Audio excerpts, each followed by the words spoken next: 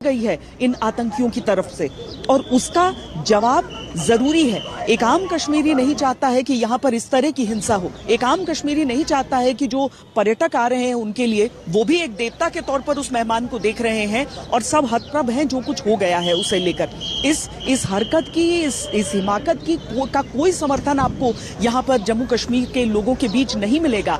लेकिन जिस तरीके से इस हमले को अंजाम दिया गया है, जहाँ पर धर्म को लेकर एक बहुत बड़ा मुद्दा उठ रहा है कि ये आतंक है या फिर इस्लामिक आतंक जिसको रूप देने की कोशिश की गई है, उसको लेकर नाराजगी बेहद आपको आम लोगों में भी, यहाँ के व्यापारियों में भी, सब में नजर आएगा, पूरे देश में, पूरी दुनिया में नजर आएगा। और इसीलिए जब आज हम यहाँ पर ये तस्वीरें देखते हैं जहाँ पर सभी जो वरिष्ठ अधिकारी हैं, अलग अलग सुरक्षा बलों के अलग अलग जो एजेंसियां यहाँ पर काम करती हैं, तालमेल और समन्वय के साथ, जो इस समय सोच रही हैं कि गलती कहाँ पर हुई है, उन गलतियों को पकड़ना है, उन सब को प्लग करना है, उन खामियों को प्लग करना है। केवल एक ये टूरिस्ट लोकेशन नहीं था, डेस्टिनेशन नहीं था।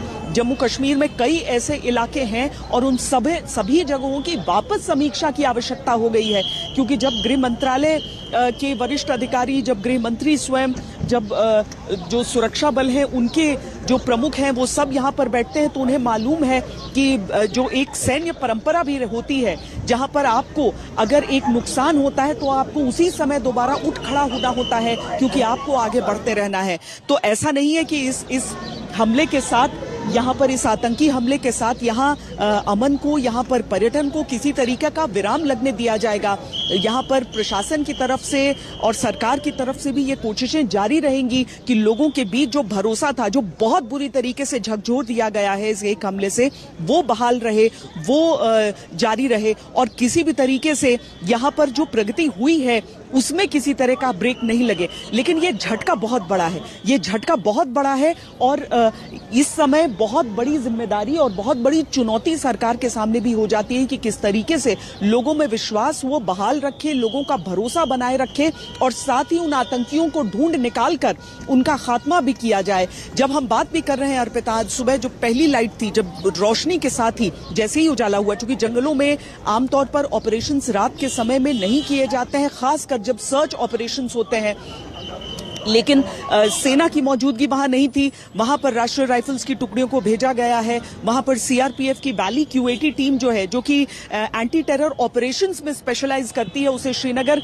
कल ही दोपहर रवाना कर दिया गया था। यहां से जम्मू कश्मीर पुलिस के अतिरिक्त बलों को यहां पर लगाया गया है, जो कि जी ठीक है श्वेता, आप रहिए जरा साथ। और देखिए, एक बड़ा खुलासा, बड़ी खबर इस वक्त आ रही है और वो बड़ी खबर ये है कि दरअसल ये जो आतंकी थे, वो आतंकी कैसे यहाँ पर पहुंचे हैं। जब यहाँ पहुंचे तो एक तो यहाँ सेना की वर्दी में पहले नजर आए और जो उन्होंने हेलमेट लगाया था उसमें उन्होंने कैमरा लगाया हुआ था।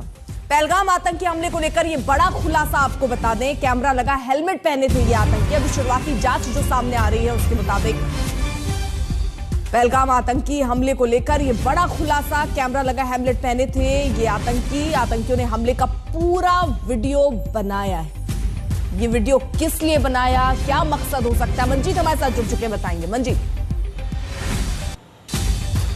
देखिए, इस वक्त भी जब हम बात कर रहे हैं, प्रधानमंत्री नरेंद्र मोदी बैठक ले रहे हैं, एनएसएस डोभाल उनके साथ हैं इस वक्त अर्पिता। तो पहलगाम में जहां गृहमंत्री अमित शाह पहुंचे हैं और यहाँ प्रधानमंत्री नरेंद्र मोदी खुद उन्होंने लगातार बैठक कर रहे हैं। लेकिन जो अभी शुरुआती जांच में जिन चीज़ों की पुष्टि हो पा रही है सूत्रों के मुताबिक, उसमें 6 के आसपास ये आतंकी थे, ट्रेंड आतंकी थे और लोकल जो ग्राउंड सपोर्ट वर्कर हैं उनकी मदद से इस हमले को अंजाम दिया गया। ऐसी भी जानकारी कि कुछ दिन पहले वहाँ पर प्रॉपर रेकी की गई, तमाम जो आधुनिक हथियार हैं, AK-47 राइफल से लेकर और सेना की वर्दी पहनने का फ़ायदा उन्होंने उठाया। ये भी जानकारी है कि वो हेलमेट पे उन्होंने कैमरे लगाए थे जिसकी वो रिकॉर्डिंग करके इसको प्रोपेगेंडा के तौर पर आने वाले दिनों में इस्तेमाल करें। ये सारी चीज़ें हैं, लेकिन ये बात साफ तौर पर अब निकल कर सामने आ रही है कि लोकल सपोर्ट की वजह से ये हमला अंजाम दिया गया। कहीं ना कहीं लंबे समय से हमने देखा कि जम्मू और पुंछ के एरिया में कई आतंकी ग्रुप जो सक्रिय थे, और इस वक्त जब बर्फ पिघलती है तो इस वक्त ये जो आतंकी हैं ये कहीं ना कहीं जंगलों के रास्ते घुसपैठ करके यहाँ पर पहुंचे और इस घटना को अंजाम दिया है। इन सारी चीज़ों की खासतौर से जो सुरक्षा में चूक है, इंटेलिजेंस का फेलियर है, इनकी समीक्षा समय रहते होगी। लेकिन बड़ी बात यह है कि सरकार एक्शन के मोड में है। गृहमंत्री अमित शाह के लौटने के बाद कैबिनेट की जो सबसे बड़ी कमेटी है सुरक्षा मामलों की, कैबिनेट कमेटी ऑन सिक्योरिटी, उसकी बैठक होगी। प्रधानमंत्री नरेंद्र मोदी गृहमंत्री के अलावा विदेश मंत्री, वित्त मंत्री और एनएसएस डोभाल के साथ तमाम लोग उसमें मौजूद होंगे। उस पर निर्भर करेगा कि आगे सरकार की क्या रणनीति होगी, क्योंकि इससे पहले जो दो बड़े आतंकी हमले देखे हमने, चाहे उरी हमला हो या फिर पुलवामा, दोनों के बाद सरकार ने कड़े कदम उठाए थे। अब देखना होगा मंजीत, क्योंकि लगातार हम बैठकों का दौर देख ही रहे हैं और किस तरह प्रधानमंत्री जब लौट कर आए तो एयरपोर्ट पर उन्होंने बैठक कर ली, वहीं पर मीटिंग्स चल रही हैं। यानी आगे सरकार का रास्ता एकदम क्लियर है कि एक मंशा कि अब किसी भी तरीके से ये आतंकी हमले बर्दाश्त नहीं होंगे। अशोक सिंघल भी हमारे साथ, हमारे सहयोगी जुड़े हुए हैं।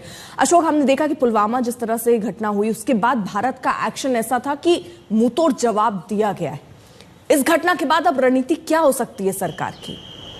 देखिए, सरकार पूरी तरीके से वहाँ सर्च ऑपरेशन चला रही है और खुद गृह मंत्री मौके पे पहुंच रहे हैं और तमाम सिक्योरिटी फोर्सेस को अलर्ट कर दिया गया था। और खुद प्रधानमंत्री ने जैसे दिल्ली एयरपोर्ट पहुंचे यहाँ पर डिटेल जानकारी ली।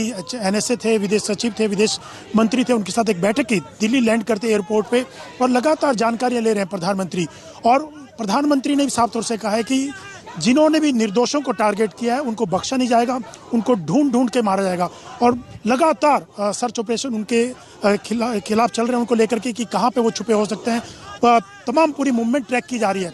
तो सरकार की कोशिश यही है, प्रधानमंत्री लगातार जानकारी अपडेट ले रहे हैं। सरकार यही चाहती है कि जिन्होंने निर्दोषों को टारगेट किया उनको टारगेट करेंगे, उनको मारा जाएगा, उनको छोड़ा नहीं जाएगा।